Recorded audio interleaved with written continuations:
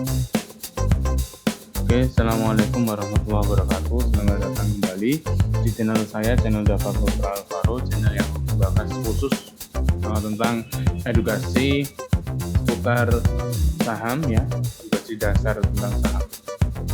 Oke, pada pertemuan atau pada link YouTube kali ini saya akan membahas tentang pentingnya berinvestasi.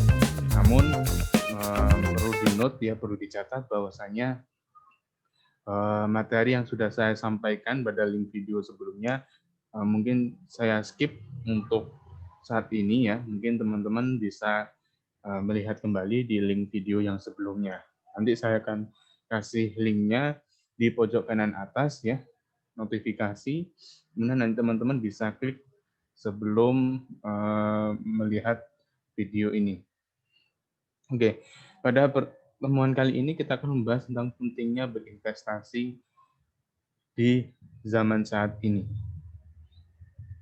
Ya, oke. Ini kalau kita dari segi pengeluaran masyarakat Indonesia, sebagian besar adalah dari konsumsi itu sendiri ya, teman.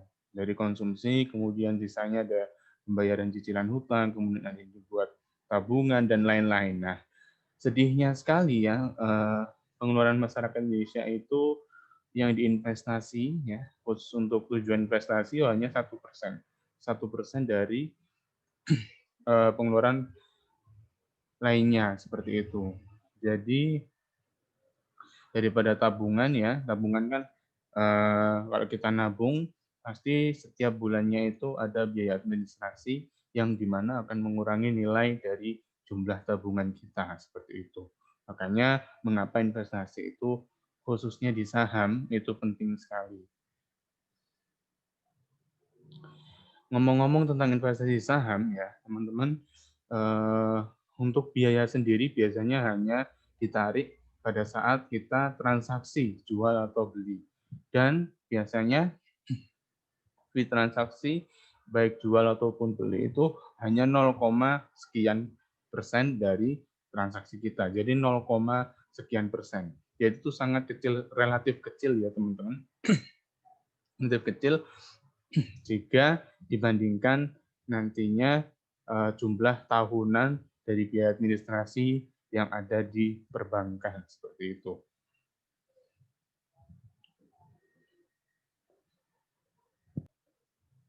Selanjutnya ada estimasi biaya liburan ya teman-teman. Jadi kalau kita pengen liburan ke suatu negara maupun untuk umroh ya, kita perlu adanya estimasi terkait biaya-biaya apa saja yang kemungkinan kita keluarkan untuk liburan kita. Misal di sini contohnya ada biaya tiket, visa, transportasi, asuransi, akomodasi, oleh-oleh, dan wahana. Nah ini bagaimana kita mempersiapkan semua hal itu ya? Pertanyaannya apakah sudah siap dananya sekarang? Nah, kalau jika belum, mari kita siapkan kalau misalnya kita perlu nantinya untuk biaya liburan itu, seperti itu. Bagaimana cara mempersiapkannya? Ya, nanti akan kita bahas bersama-sama. Nah, ini ya, anggaran bulanan ideal untuk UMP DKI Jakarta tahun 2020 dan 4.267.000 sekian ya. Nah, ini dari survei yang diambil dari IDX dari berbagai sumber. Nah, ini untuk kebutuhan sendiri ada sekitar 1,7, kemudian cicilan 1,2, investasi 8 juta ya. 800.000, mohon maaf ya. Kemudian ada tabungan darurat. Nah, ini untuk investasi sendiri proporsinya yang ideal ya menurut berbagai sumber ini yakni 40% dari penghasilan kita untuk kebutuhan kita, kemudian 30% untuk cicilan kita, 20% untuk investasi, dan 10% untuk tabungan. Jadi kebanyakan memang proporsi investasi dan tabungan ini dibalik ya.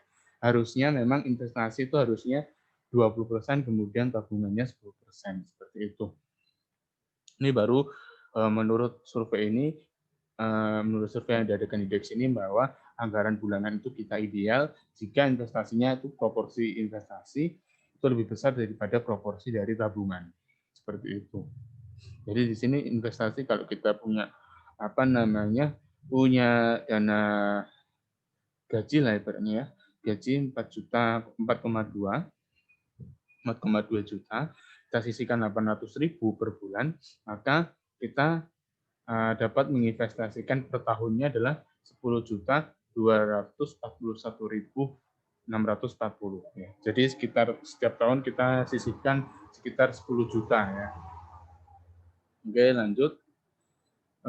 Untuk ini masih seperti kemarin ya. Jadi intinya sini ada inflasi, ada kenaikan harga dari McBurger ini ya, Big Mac ya, Big Mac tahun 97 ada 4.600, kemudian tahun 2019 ini harganya 34.500. Jadi ada kenaikan harga yang disebabkan oleh inflasi. Ini juga sama ya, masih sama dengan slide sebelum pembahasan video sebelumnya ada kenaikan juga ya. Jadi di sini growth-nya itu kenaikannya 81% selama 9 tahun dan per tahunnya adalah 9% kenaikannya. Kenaikan inflasinya ya. Jadi ini menurunkan daya beli di masyarakat. Nah, ini sudah saya jelaskan juga kemarin ya. Mungkin di sini akan diperbarui lagi datanya. Kalau misal kita investasi di tahun 2008 sebesar 100.000 ya. Manakah proporsi ini ada opsi-opsi investasi, ada saham, kemudian ada obligasi negara, deposito, emas, tabungan. Nah, ini kita bisa pilih ya. Tapi di sini berdasarkan data ini bahwasanya saham adalah menempati return yang paling tinggi ya selama sekitar 10 tahun ya. 10 tahun. Jadi kalau kita investasi di tahun 2008 100.000 terus kita ibaratnya nggak otak-atik uang 100.000 itu maka akan menghasilkan return 15% di tahun 2019 pada bulan Juni ini ya. Jadi totalnya nanti sekitar 446.090. Jadi ini bisa mengalahkan inflasi selama 10 tahun ya. Jadi inflasinya itu kalau 10 tahun sekitar 5%. Nah, kalau saham ini sudah 15%, jadi mengalahkan inflasi gitu. Kalau kita investasinya jadi emas, ya kalah dengan inflasi ya. Inflasi selama 10 tahun 5%. Nah, tapi return dari emas hanya 4%, apalagi tabungan gitu kan. Seperti itu. Makanya salah satu upaya yang mengalahkan inflasi yang paling manjur lah ibaratnya ya, berdasarkan data ini adalah di saham. Saham itu sekitar 15% memberikan proporsi kenaikannya. Investasi di pasar modal. Ini juga sama ya, tadi ada jebakan investasi bodong, kemudian di sini ada menghasilkan imbal menghasilkan embel-embel lah ibaratnya ya, embel-embel return-nya tuh dijanjikan di awal misal 4 tahun return-nya sampai 1 triliun. Nah, itu kan nggak logis juga ya. 4 tahun sampai 5 triliun. Nah, ini juga nggak logis ya. Padahal kita tahu bahwa investasi itu khususnya di saham ataupun di instrumen yang lain pasti itu akan ada Akan ada fluktuatif harga. Ya, fluktuatif harga yang disebabkan oleh beberapa faktor, misal di saham ya. Faktornya apa kok bisa harga berfluktuatif ya? Karena ada penawaran dan pembelian ya. Penawaran dan ada yang melakukan penawaran, ada yang melakukan pembelian seperti itu. Makanya ada harga yang berfluktuatif. Ya itu ya wajar-wajar saja gitu kan. Jadi ini teman-teman perlu di notes ya tadi untuk investasi bodong. Ini saya sudah jelaskan kemarin ya, kita skip dulu. Ya, ini opini negatif tentang investasi pasar modal ya. Ada yang bilang bahwasannya membutuhkan pengetahuan yang sangat dalam tentang investasi di pasar modal. Itu salah. Padahal pengetahuan di pasar modal itu sebenarnya kalau kita benar-benar ingin belajar, itu banyak sekali media-media yang membantu kita untuk bisa memilih atau bisa mengedukasi kita tentang instrumen di pasar modal itu, seperti itu. Kemudian membutuhkan banyak waktu, ini juga salah ya, opini negatif ya. Sekitar survei ya dilakukan oleh IDX ini, 11%. Nah, ini juga sama ya. Padahal kalau kita investasi di saham itu kita cukup mantengin saja ya. Kalau misal itu memang pada saat itu merah ya kita tunggu sampai benar-benar kita benar-benar cuan lah ibaratnya, sampai benar-benar portofolio kita hijau lah ibaratnya seperti itu. Terus kita harus tetapkan di awal ini tujuannya untuk tujuannya untuk jangka panjang, jangka pendek, atau jangka menengah seperti itu teman-teman. Maka dari itu perlu adanya penetapan tujuan jangka investasi untuk apa. Kemudian kalau sudah ya sudah, kita harus benar-benar harus benar-benar tekadkan itu untuk kebutuhan yang akan datang seperti itu. Ini membutuhkan teknologi, kepahaman teknologi yang cukup kuat ya. Ya enggak juga sih, karena kita dengan adanya teknologi itu malah dimudahkan, bukan disusahkan. Apalagi ya disusahkan itu tadi. Jadi dengan adanya teknologi ini malah kita bisa berinvestasi dimanapun dan kapanpun ya, investasi saham khususnya ya. Terus kemudian stock investing as gambling ya. Jadi investasi saham itu gambling, judi ya. Ya tergantung orangnya ya. Kalau menurut pandangan saya sendiri, investasi saham itu kalau bisa dikatakan judi atau tidak ya. Kalau judi itu berarti apa? Kita nggak punya ilmu untuk Untuk mempelajari saham itu. Padahal kalau kita investasi saham itu harus ada ilmunya. Ilmunya itu ya itu tadi, kita harus memahami secara fundamental dulu ya. Fundamental itu misalnya dari segi perusahaannya, kemudian dari operasional perusahaan, manajemennya baik atau enggak, kemudian dia menghasilkan return-nya atau laba bersihnya itu seperti apa, apakah stabil, apakah terus turun, dan lain sebagainya. Kemudian juga dari konsep dasar saham itu apa? Ya ini ada permintaan dan penawaran harga saham itu, sehingga bisa terjadi harga fluktuatif. Ataupun nanti ya, investasi saham itu ada dua analisis yang bisa digunakan biasanya, ada analisa fundamental dan analisa teknikal. Mungkin nanti kita akan bahas lebih lanjut. Oke. Kemudian selanjutnya membutuhkan banyak uang. Ya, membutuhkan banyak uang ya. Ya, banyak uang ini tergantung subjektif juga ya. Ada yang bilang kalau dari mahasiswa ya 100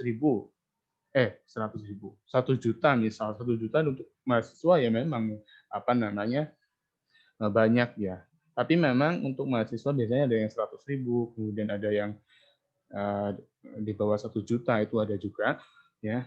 Tapi biasanya kalau semakin selama sepengalaman saya, kalau misal itu semakin dia menawarkan ibaratnya minimum pembukaan rekening saham dengan dengan harga yang tinggi atau dengan nominal yang lumayan tinggi, misal let's say 5 juta atau 10 juta, itu biasanya memang sekuritas itu punya nilai lebih daripada yang sekuritas yang 100.000 ya, karena ya memang tergantung kebutuhan dari konsumennya. Kalau konsumennya mahasiswa ya memang 100.000 ya, lebih prefernya, lebih cocoknya. Kemudian untuk yang misal ada yang kerja, atau ada yang sudah menikah dan lain sebagainya, itu bisa pakai yang 5 juta itu. Jadi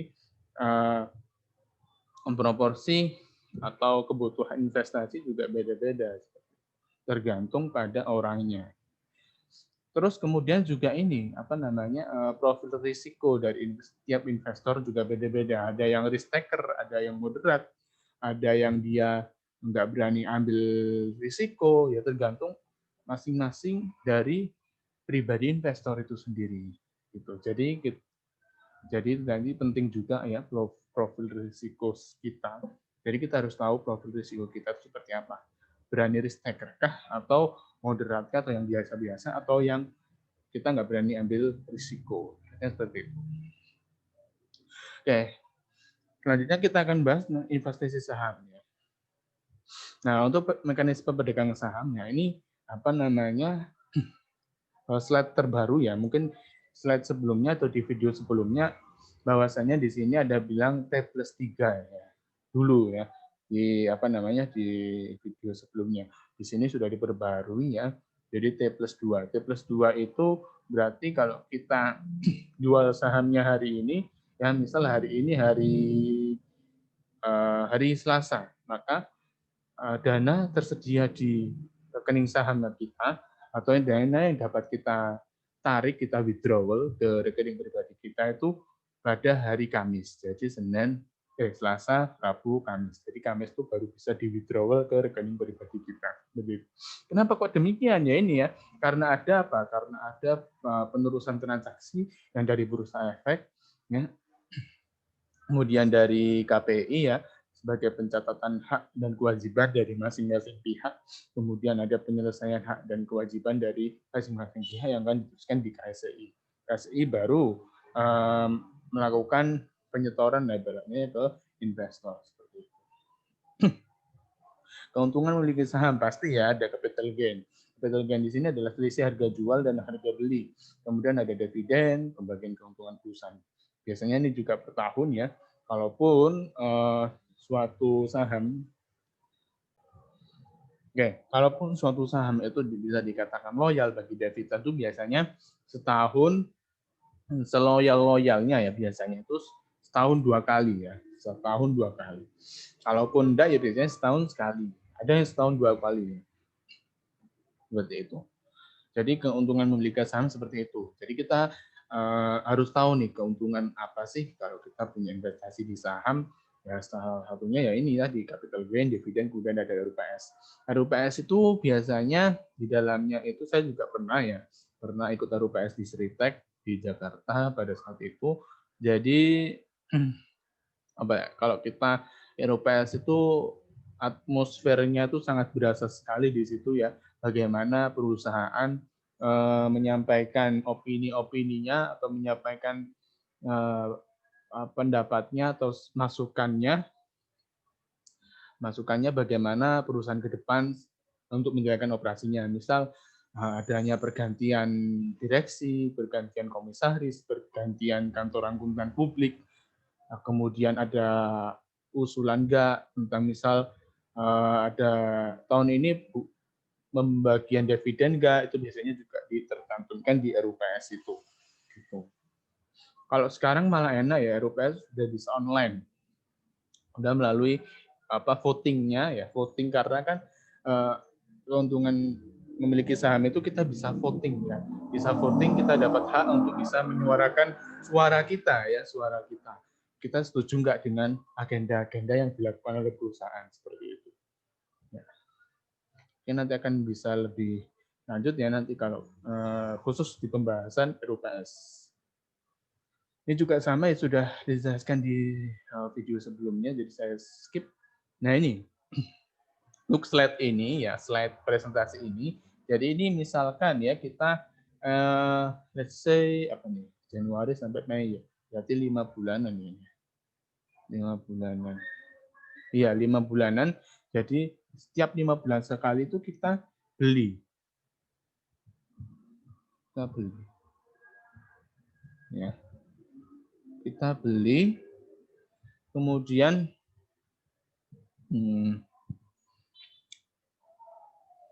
ya kita beli ya setiap tanggal 4, kemudian tanggal 22, tanggal 1. Nah, ini kita beli ya kan. Nah, 500 ya. Dan beli juga kemudian nah ini ya. 500 pada saat kita beli itu harganya 4.350 dengan nilainya 2.175. Kemudian ini tanggal 22 Mei kita dapat dividen nih. Dividen apa nih? Dividen saham ya ini kayaknya ya. Dividen saham ya. Sebesar 3.000 kemudian nilainya sekian. Dividen. Oh, ini maksudnya adalah kita beli juga ya. Jadi ini asumsinya bahwa kita beli saham itu 5 bulan sekali. Jadi setiap 5 bulan sekali kita beli 5 lot ya. Jadi kalau satu lot itu 100 lembar, kalau ini 500 berarti ada 500 lembar, berarti ada 5 lot ya. Seperti itu. Berarti pada saat itu tanggal 22 Mei si investor ini ya, katakan ya investor X gitu kan, dia beli tanggal 22 Mei itu beli di harga 3.000, kemudian nilainya 1.500.000. Kemudian dari sisi lain ternyata dia dapat dividen juga gitu kan, besar 54, kemudian dividen value-nya 54 dikali 5 ya 26.000. Jadi 26.940. Nah ini. Kemudian dia apa namanya? Dia setiap 5 bulan sekali dia rajin gitu kan, rajin tabung 500 atau 5 lot sampai dia di tanggal 28 September ada stock split. Stock split itu apa? Pemecahan saham. Jadi kalau teman-teman punya saham ya 500 ya, yang awalnya 500 itu kalau udah stock split berarti dikalikan 2, jadi ada 1.000 nanti. Jadi saham beredarnya sangat banyak nanti. Kemudian terus sampai dia pada tanggal 10 Januari 2020 ya, ini nilainya itu 19.850, kemudian juga ditambah dengan 7 juta ini ya. Perhitungan nilai investasi ya, yang awalnya 4 Januari 2000, tahun 2000 ada 2.175, 500 unit saham, 4350 ya. Kemudian di tahun 10 Januari 2020 dia apa? Dia nah ini ya. Nah ini. Dia ada pertumbuhan investasi sekitar 1.000%. Ya 1.000% atau 59% per tahun sejak tahun 2000. Wah, ini sangat-sangat besar sekali ya. Ini berarti selama berapa tahun ini ya? 20 tahun ya. 20 tahun 1.000% ya, Pak. Gila ya. Mantap. Lanjut ya. Kemudian Bank BRI juga ini seperti ini ya. Jadi ada trik-trik gitu kan ini. Ya, nabung ini ya salah satu penerapan dari campaign atau kampanye dari Bursa Efek Indonesia ya yuk nabung saham. Jadi itu memang kampanye yang dikhususkan untuk kita bisa secara rutin ya untuk bisa menyisihkan dana kita di saham seperti itu. Entah itu let's say 1 bulan sekali atau 5 bulan sekali ya. Contoh di sini ada 5 bulan sekali ya. Nah, ini contoh di saham Bank BRI ya. Dia setiap apa ini? Setiap ini kalau misal nggak rutin ya dia apa namanya ada yang November, kemudian Juli, tanggalnya juga beda, kemudian Desember, Januari. Kalau misalnya ini ada rezeki lah ibaratnya ya. Nah, dia nyisikan terus gitu kan mulai 2003 sampai 2020.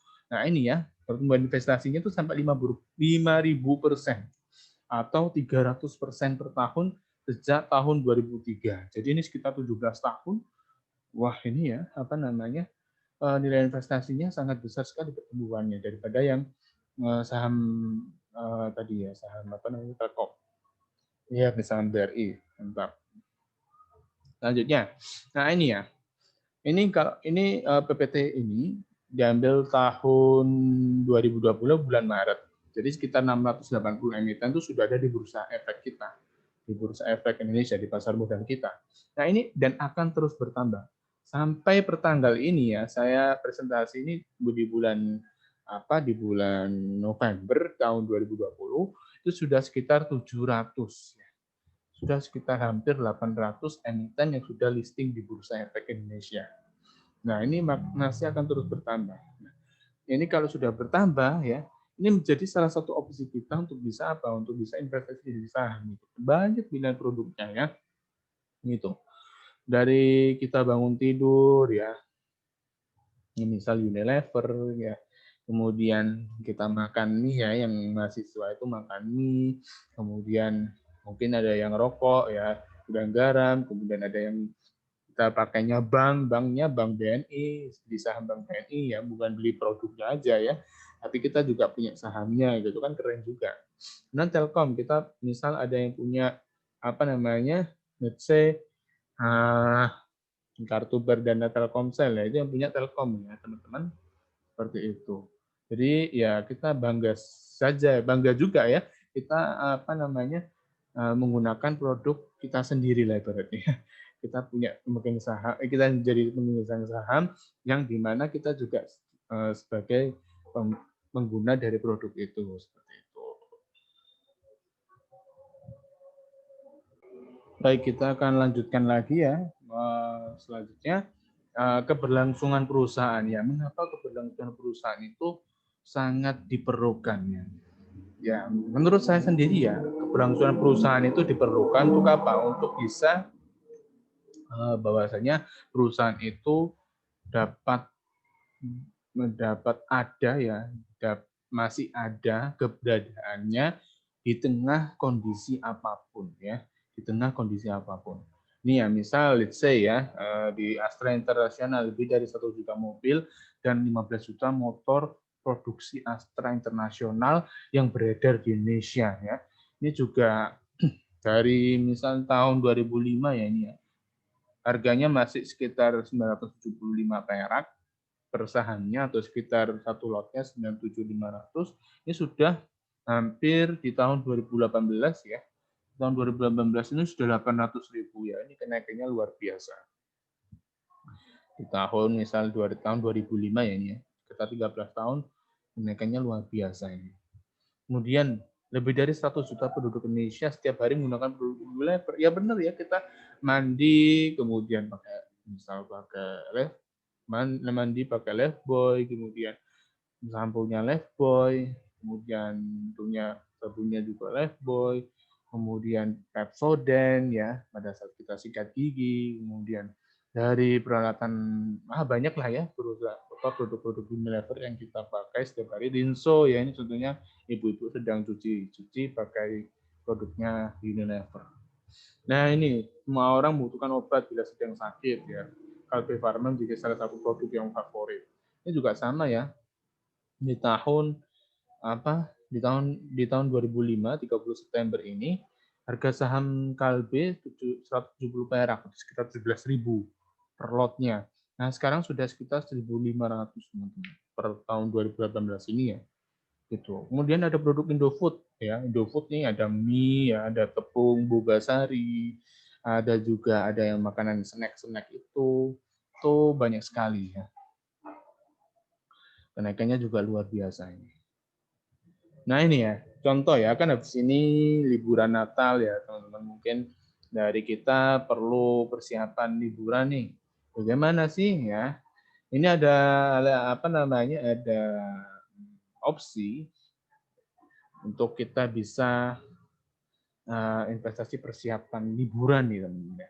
Nabung 10 jutaan per tahun ya, kita dapat apa gitu kan? Misal kita dapat Indofood, bisa kita beli saham di Indofood ya, Indofood. Kemudian pembelian per transaksi satu lot ya, setiap. Jadi kita belinya tuh satu lot hingga transaksi per tahun tuh sekitar 9 kali ya. Karena kita kan budgetnya 10 juta ya. Jadi kita dapat, jadi ya setiap tahun kita transaksi di Indofood sekitar 9 kali. Ya, ini totalnya 9 jutaan. Kemudian Unilever bisa ya, ini hanya opsi aja ya untuk investasi persiapan liburannya, teman-teman. Ada di bursa di Unilever, bisa Telkom, bisa sudah muncul Mayora, Bank BRI, Astra, Sehatware ya. Nah, oke. Nanti ini mungkin kalau teman-teman nanti perlu presentasi ini saya kasih, saya drop di link deskripsi YouTube saya nanti ya di bawah seperti itu. Jadi kita lanjut aja. Nah ini ya contohnya ya. Deskripsinya nabung saham Aces Sehatware. Nah per tahun ini per bulan ya ini ya. Kita buy terus ya per bulan. 10 lot gitu kan. 10 lot. Nah ini ya.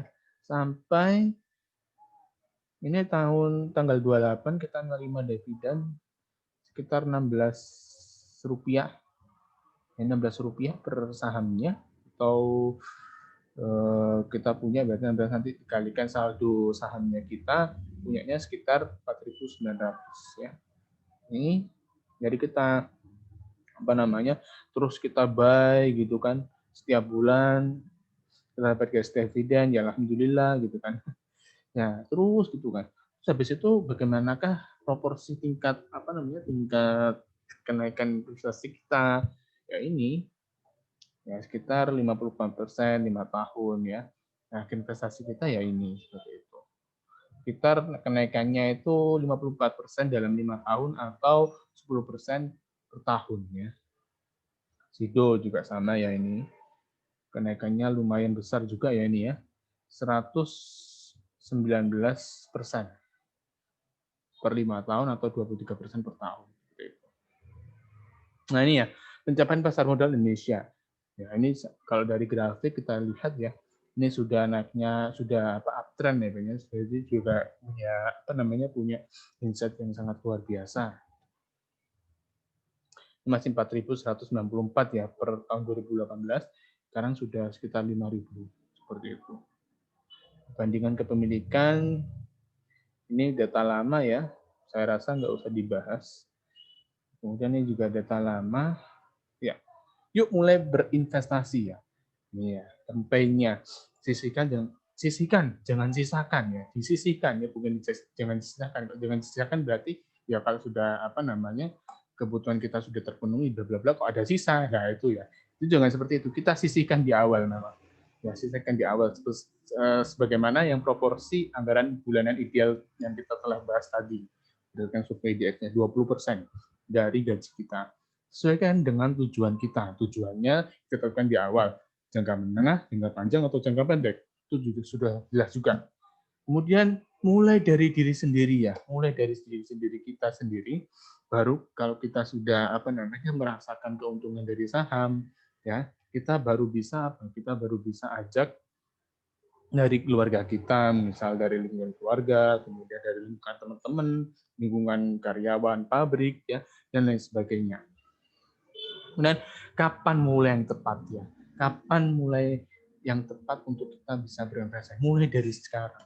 Jadi bukannya kita mulainya besok-besok, memang harusnya mulai dari sekarang ya. Karena kalau kita nggak mulai dari sekarang ya kita nggak take action, kita nggak tahu ke depannya seperti apa. Jadi mulai dari sekarang itu memang penting menurut saya ya di sini juga. Oke, mungkin cukup sekian presentasi dari saya. Kalau misal tujuan atau menurut kalian ini bermanfaat atau edukasi bermanfaat, silakan like, subscribe, and share video ini. Semoga bermanfaat. Kemudian sampai jumpa di ya. Silakan. Wassalamualaikum warahmatullahi wabarakatuh. Terima kasih. Kita ketemu di pertemuan video berikutnya. Bye bye.